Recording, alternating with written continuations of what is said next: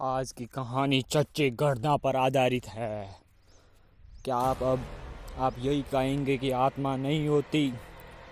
तो चलिए मैं आपको एक और नई हकीकत से रूबरू करवाता हूँ।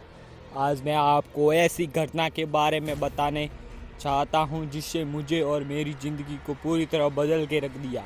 मुझे सोचने के लिए मजबूर कर दिया था कि उस रात मेरे साथ जो हुआ वो मेरा वहम था।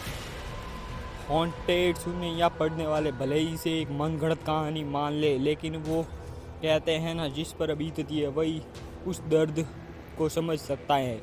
ऐसा ही कुछ मुझ पर भी बीता जिससे मैं आपको सभी को सुनाना चाहता हूँ। बात आज से लगभग 30 साल पहले की है, जब मैं अपने करीबी दोस्त की शादी में शामिल होने के लिए उसके गांव गया था। हम दोनों दिल्ली की एक कंपनी में काम करते थे, लेकिन उसका परिवार राजस्थान के एक छोटे से गांव से संबंध रखता था। उसने विवाह से जुड़े सभी आयोजन गांव में ही रहने वाले थे, इसलिए उसकी शादी में 3 दिन पहले ही मैं वहां जाने के लिए निकल पड़ा। क्या आप भी यही कहेंगे कि आत्माएं नहीं होती? जयपुर एयरपोर्ट पर उतरने के बाद मैंने उसके गांव पहुंचने के लिए एक टैक्सी की। मेरे दोस्त साहिल का गांव जयपुर से काफ़ी दूर था। ड्राइवर ने पहले ही कहा था कि 24 घंटे में ही हम उस गांव में पहुंच पाएंगे। सफ़र लंबा था, इसलिए टैक्सी ड्राइवर ने से बातें शुरू की गई। बातें करते करते उसने गांव देखा तो मैं पहले भूत प्रेतों के किस्सों का जिक्र से दिया। ड्राइवर का कहना था कि जिस गांव में मैं जा रहा हूं वहाँ तो डायनों का आना बहुत आम है। उसने मुझे एक नहीं ना जाने कितने ही किस्से सुनाए उस गांव से जुड़े हुए। अब आप तो जानते हैं कि दिल्ली जैसे महानगर में रहने वाले युवा कहाँ इन आत्माओं और डायनों की बात पर यकीन करते हैं। मेरे जैसे अधिकांश लोगों के लिए ये सब मनोरंजन का एक जरिया हो सकता है, इससे ज़्यादा कुछ नहीं। लेकिन शायद वह आखिरी बार था जब मैंने इन सब काली शक्तियों को एक मजाक के रूप में लिया था, क्योंकि उसके बाद तो मैंने इन चीज़ों पर ना सिर्फ विश्वास करने लगा बल्कि हर समय इनकी उपस्थिति का एहसास भी करने लगा। इसे सिर्फ कहानी समझने की भूल ना करें। ड्राइवर का कहना था कि सुबह 8 बजे तक हम अपनी मंजिल पर पहुंच जाएंगे। रात 10 बजे के आसपास हमने एक ढाबे पर खाना खाया और फिर सफ़र की थकान की वजह से आँख लग गई। अचानक हमारी गाड़ी खराब हो गई, और वो भी ऐसी जगह जहाँ से कुछ मदद मिलना लगभग नामुमकिन था।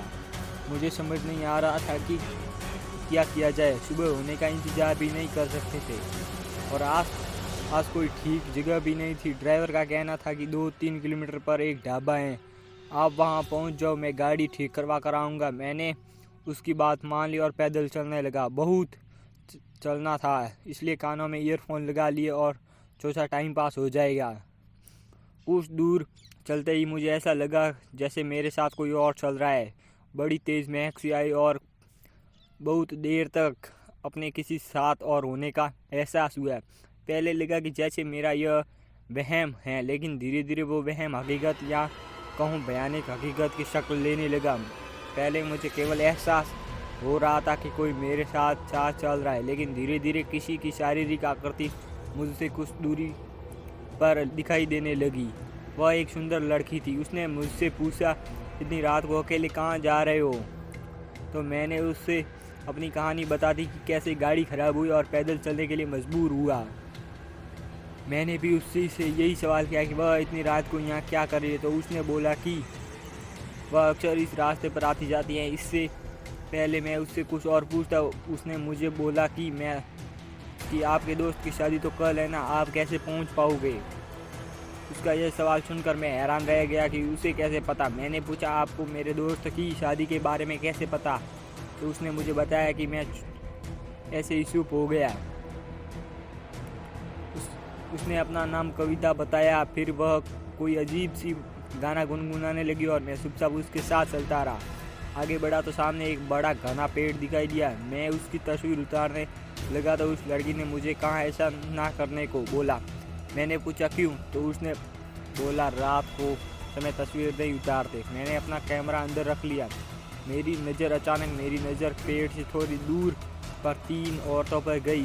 तीनों औरतें धीरे धीरे मेरे पास आने लगी।